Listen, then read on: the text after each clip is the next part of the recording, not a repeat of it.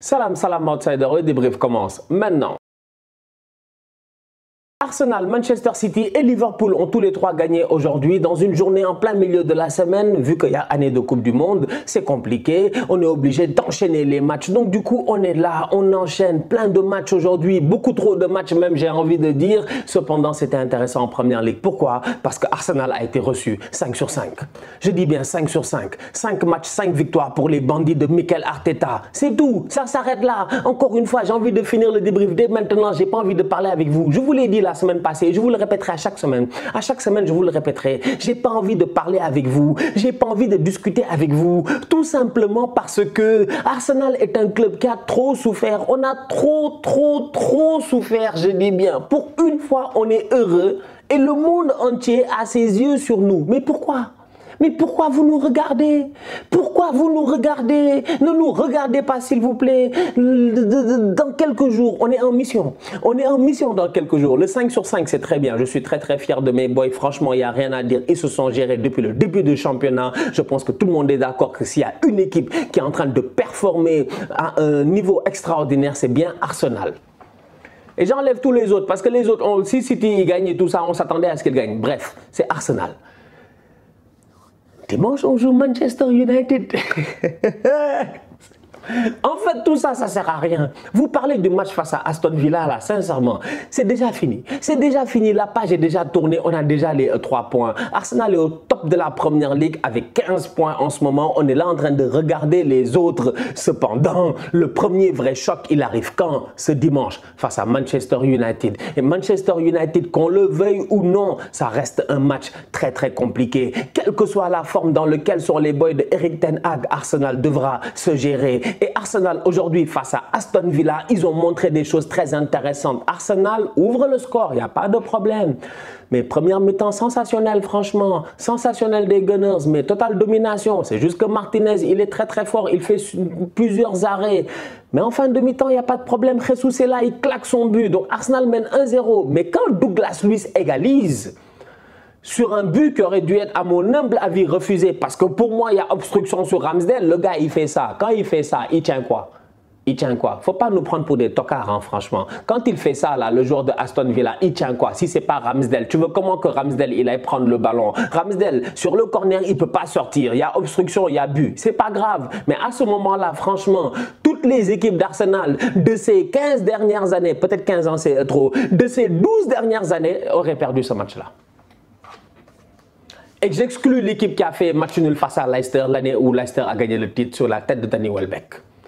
Faut pas nous prendre pour des fous. Je connais mon équipe, c'est des nullards. Arsenal, c'est des nullards de première catégorie. Normalement, à 1-1, moi dans ma tête, je me suis dit, j'étais assis, j'ai regardé l'équipe, j'ai dit normalement, ce match-là, on fait match nul ou on le perd. Quelques minutes plus tard, Martinelli marque. Je vous dis, le football, il a changé, non, apparemment, d'après Mbappé. Arsenal, depuis lors, a été métamorphosé. Je vous dis, en fait, faites attention à nous. On n'est pas là pour rigoler, mais encore une fois, on n'a pas envie de beaucoup parler. Le match, le championnat, c'est 38 journées. On en a joué 5.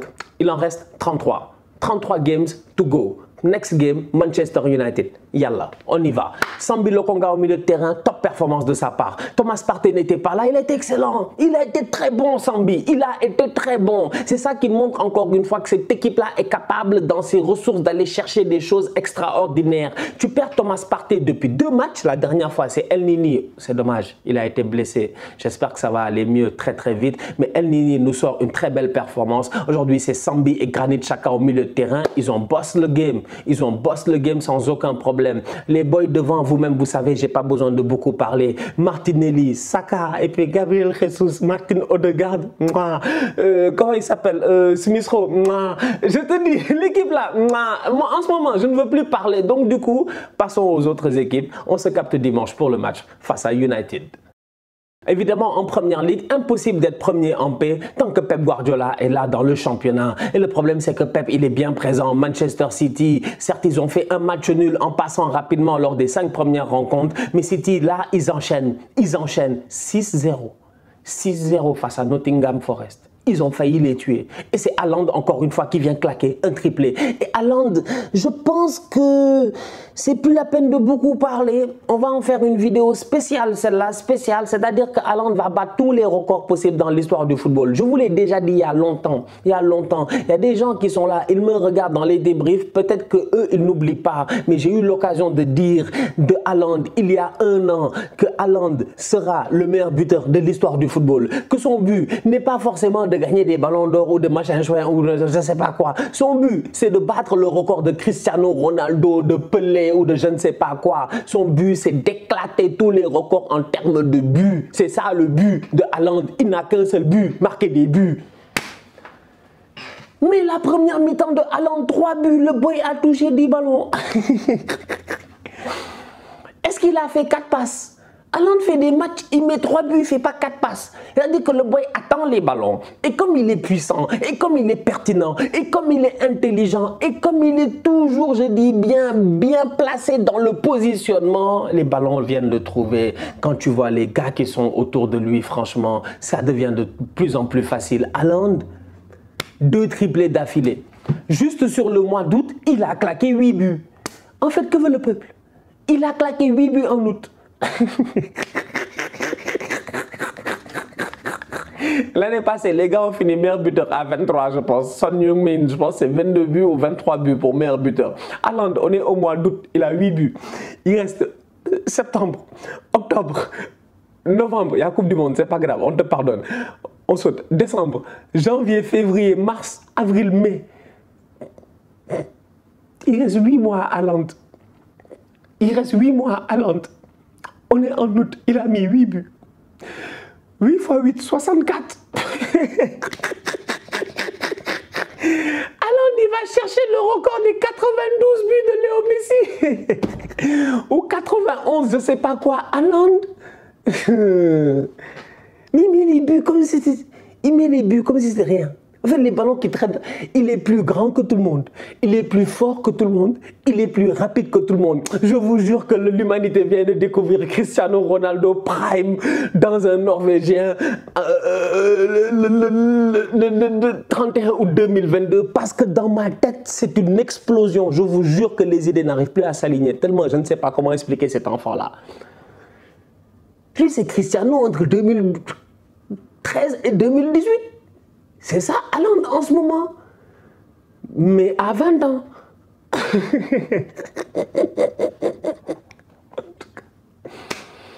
6-0 pour Manchester City. Top performance de la part des Citizens. Il n'y a pas grand-chose à dire, franchement. Ils vont recruter en plus Akanji de Dortmund pour encore rajouter de la solidité défensive. Au milieu de terrain, Bernardo Silva, comme d'habitude, top performance de sa part. Cancelo vient claquer son but.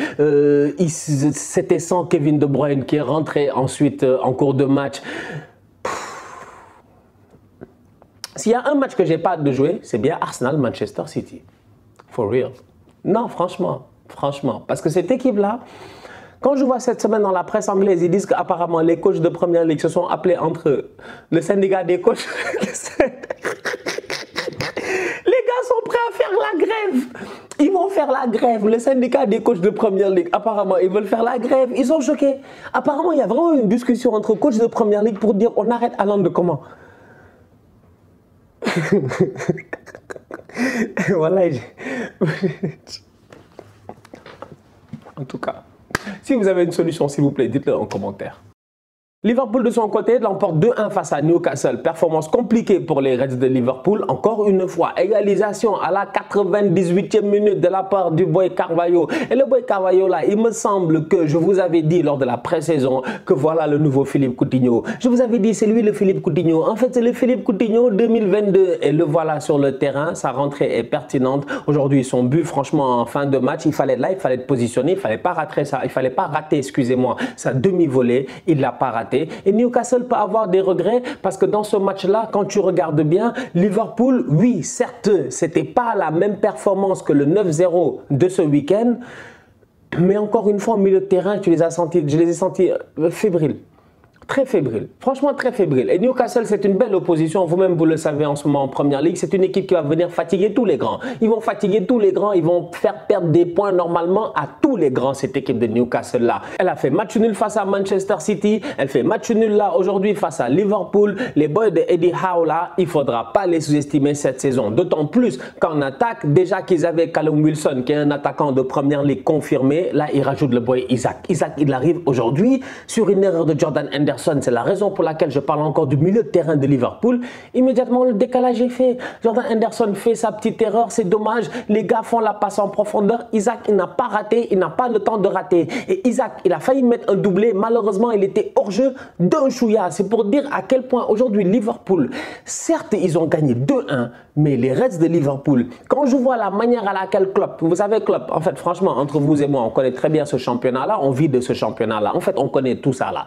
Klopp, on le connaît bien. Non, on connaît bien Klopp. On connaît très bien Klopp. Et Klopp est sous pression. Klopp est sous pression. Pour la première fois, Klopp est sous pression. Moi, ça fait longtemps que je n'avais pas vu Klopp sous pression. Je pense que je n'avais pas vu Klopp sous pression pendant 4 ans. Ça fait 4 ans que je n'ai pas vu Klopp sous pression. Là, il est vraiment sous pression. En fin de match, quand les boys ont marqué, la manière à laquelle ça l'a soulagé, la manière à laquelle il allait célébrer avec le cop. D'habitude, c'est 3 fist pump. C'est 1, 2, 3. Il en a fait 10. Il a failli mourir.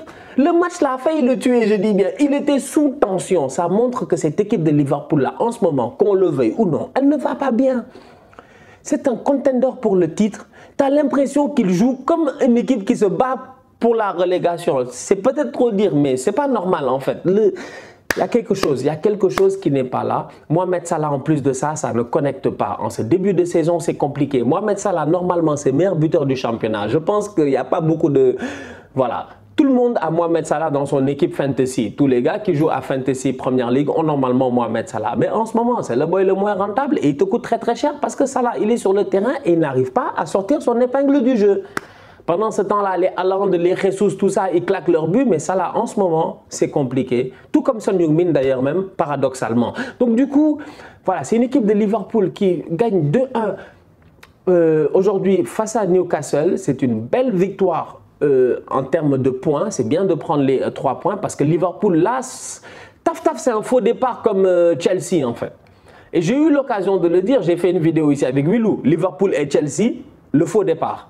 On a fait une vidéo avec Willou. J'ai lu quelques commentaires, ouais, non, Stani parle trop, ouais, c'est le début, vous êtes là en train de parler de trucs, etc. Les gars, je vous ai dit, la Première Ligue ne pardonne pas. Ces dernières années, la Première Ligue s'est constamment jouée sur des petites marges de points.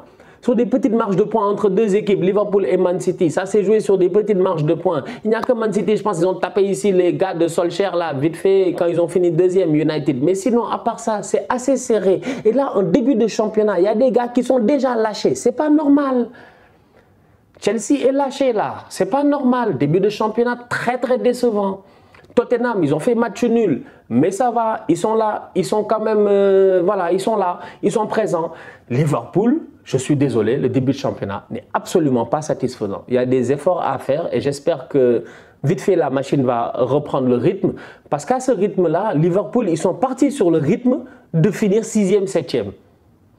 On est déjà à la 5e journée. C'est que ça va vite quoi en fait. Vous êtes là, ouais, une journée c'était bon, c'est pas grave. 2 journées, ouais, bon, 3 journées. Là on est à la 5e.